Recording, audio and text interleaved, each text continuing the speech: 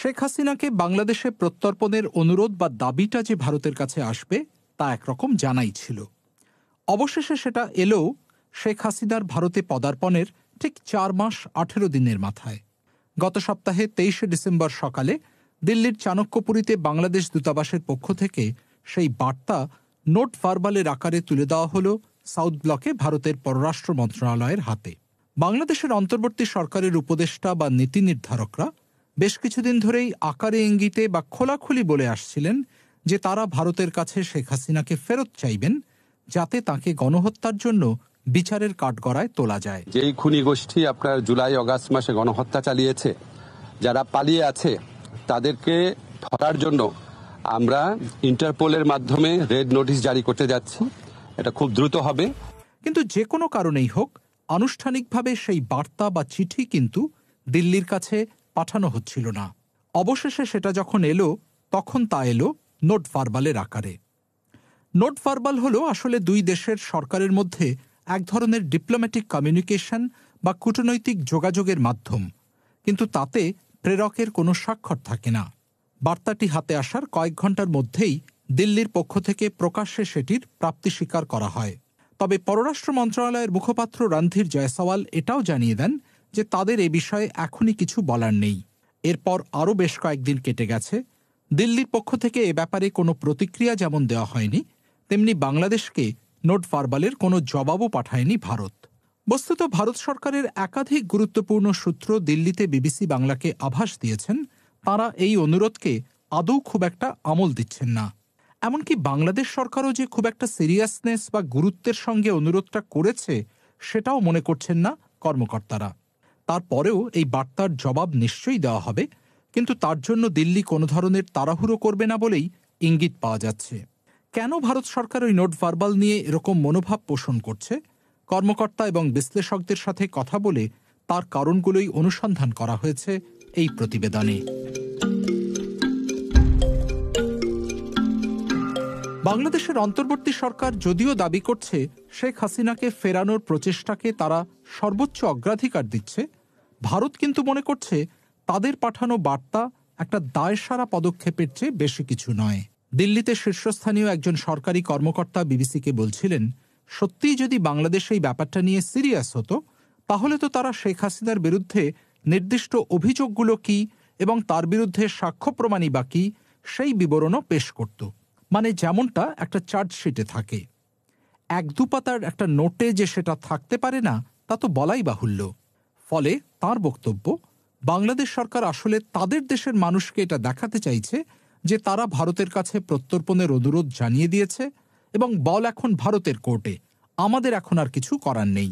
ভারতের একজন সাবেক কূটনীতিবিদের কথায়, আমার তো মনে হচ্ছে যেন বাংলাদেশ এই পদক্ষেপের মাধ্যমে একটা বক্সে টিক দিয়ে দায়িত্ব সারল। আমাদের প্রত্যর্পণের অনুরোধ জানানোর কথা ছিল, জানিয়ে দিয়েছি, ব্যাস। এখন দুদেশের প্রত্যর্পণ চুক্তিতেই পরিষ্কার বলা আছে, রাজনৈতিক অভিযোগে অভিযুক্ত কোনো ব্যক্তিকে হস্তান্তর করা যাবে না। ফলে শেখ হাসিনার ক্ষেত্রেও নিশ্চয়ই সেই যুক্তি প্রযোজ্য হবে, বলেন ওই কর্মকর্তা। কোনো দেশের সঙ্গে ভারতের প্রত্যর্পণ চুক্তি বা বিশেষ কোনো ব্যবস্থা বা অ্যারেঞ্জমেন্ট থাকলে সেই দেশের কোনো নাগরিককে ভারত তাদের হাতে তুলে দিতে পারে যদি তিনি একজন ফিউজিটিভ ক্রিমিনাল অর্থাৎ এফসি বা ফেরার আসামি হন। এখন কোন কোন শর্তের অধীনে ভারত একজন এফসিকে তার নিজ দেশের হাতে তুলে দিতে পারে তার নিয়মকানুন খুব স্পষ্ট এবং পররাষ্ট্র মন্ত্রণালয়ের ওয়েবসাইটেও তার পুরোটাই উল্লিখিত আছে। তবে মূল ধারাটা সব দেশের ক্ষেত্রেই এক, আর তা হল যাকে ফেরত চাওয়া হচ্ছে তাকে কোনো প্রত্যর্পণযোগ্য অপরাধের মামলায় ফেরার আসামি হতে হবে। এখন শেখ হাসিনা যখন ভারতে এসে নামেন তখন তিনি কিন্তু কোনো ফেরার আসামি বা এফসি ছিলেন না। ভারতের সাবেক শীর্ষস্থানীয় কূটনীতিবিদ পিনাক রঞ্জন চক্রবর্তী এই যুক্তি দেখিয়েই বিবিসি বাংলাকে বলেন, মনে রাখতে হবে 5ই আগস্ট তারিখেও শেখ হাসিনার নামে সেদেশে কোনো মামলা ছিল না। ফলে ভারত যখন তাকে আতিথেয়তা দিচ্ছে সেই মুহূর্তে তিনি কিন্তু কোনো ফেরার আসামি নন। মিস্টার চক্রবর্তী আরও যুক্তি দিচ্ছেন, এখন শেখ হাসিনা দেশ ছাড়ার পর যদি তার বিরুদ্ধে দেশজুড়ে শত শত মামলা একসঙ্গে দায়ের করা হতে থাকে, তাহলে এটা মনে করার যথেষ্ট কারণ থাকতে পারে এগুলো রাজনৈতিক প্রতিহিংসামূলক, যার ভিত্তিতে প্রত্যর্পণের কোনো প্রশ্নই ওঠে না। তাহলে কি ধরেই নেওয়া যেতে পারে অনুরোধ যে আকারেই আসুক বা যতই জোরালো সাক্ষ্য প্রমাণ পেশ করা হোক, ভারত কোনো অবস্থাতেই শেখ হাসিনাকে ফেরত দেবে না? পিনাকরঞ্জন চক্রবর্তীর মতে, যদি সব নিয়ম মেনে ও আটঘাট বেঁধে ভারতের কাছে এই অনুরোধ জানানো হয়, তাহলে ভারত নিশ্চয়ই সেটা বিবেচনা করবে। ঢাকায় ভারতের সাবেক এই হাইকমিশনারের ধারণা, এক্ষেত্রে একটি নোট ভার্বালের চেয়ে হয়তো অনেক বেশি কার্যকরী হতো একটি লেটার রোগেটারি। ল্যাটিনে রোগেটেরিয়াস কথার অর্থ হল তথ্য জানতে চাওয়া, আর লেটার রোগেটারি হল এক দেশের আদালত যখন অন্য দেশের আদালতের কাছে কোনো বিষয়ে আইনি সহায়তা চেয়ে চিঠি দেয়। সেটা কোনো অভিযুক্তের বিরুদ্ধে সাক্ষ্য প্রমাণ হতে পারে কিংবা আইনি প্রক্রিয়ায় সাহায্য করার অনুরোধও হতে পারে। সুতরাং এক্ষেত্রে বাংলাদেশের আদালত বা আন্তর্জাতিক অপরাধ ট্রাইব্যুনাল যদি ভারতের বিচার বিভাগ বা সুপ্রিম কোর্টের কাছে শেখ হাসিনার বিচার প্রক্রিয়ায় সহায়তা চেয়ে কোনো চিঠি বা লেটার রোগেটারি দিত, সেটার প্রভাব এই দায়সারা নোট ভার্বালের চেয়ে অনেক বেশি হতো বলে ভারতের কোনো কোনো পর্যবেক্ষক মনে করছেন। তবে এই ধরনের কোনো চিঠি পাঠানোর আগে সংশ্লিষ্ট বিচার প্রক্রিয়াতেও যথেষ্ট অগ্রগতি হওয়া দরকার। শেখ হাসিনার ক্ষেত্রে বাংলাদেশে তা এখনও আদৌ হয়েছে কিনা তা নিয়েও সন্দেহ আছে দিল্লির।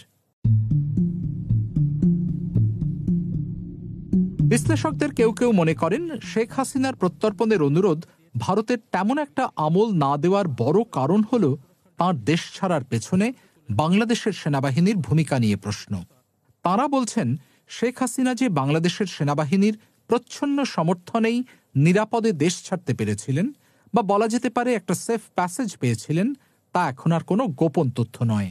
ভারতের শাসক দল বিজেপির ঘনিষ্ঠ পররাষ্ট্রনীতি বিশেষজ্ঞ শুভ্রকমল দত্ত বিবিসিকে বলেন, ভারতের কাছে শেখ হাসিনাকে ফেরত চাওয়ার আগে আমি তো বলবো মোহাম্মদ ইউনূস সরকারের উচিত তাদের নিজেদের সেনাবাহিনীর কাছে জবাবদিহি চাওয়া, কেন তারা শেখ হাসিনাকে ভারতে যেতে দিল। বস্তুত শেখ হাসিনা গত 5ই আগস্ট বাংলাদেশ সামরিক বাহিনীর একটি মিলিটারি এয়ারক্রাফটে করেই দিল্লির কাছে হিন্ডন বিমান ঘাঁটিতে এসে অবতরণ করেন। মিস্টার দত্ত বলেন, যে পরিস্থিতিতেই শেখ হাসিনা ভারতে এসে থাকুন, তার পেছনে বাংলাদেশের বর্তমান সেনা নেতৃত্বের একটা সক্রিয় ভূমিকা অবশ্যই ছিল, যা অস্বীকার করা কঠিন। বাস্তবিক শেখ হাসিনা এখন আমাদের অতিথি হতে পারেন, কিন্তু এটাও মনে রাখতে হবে তাকে কিন্তু আমরা নিজে থেকে ডেকে আনিনি। ভারত সরকারের কর্মকর্তারাও এর আগে একাধিকবার মনে করিয়ে দিয়েছেন, বাংলাদেশ সেনাবাহিনীর সহায়তা নিয়েই শেখ হাসিনা ভারতে এসেছেন।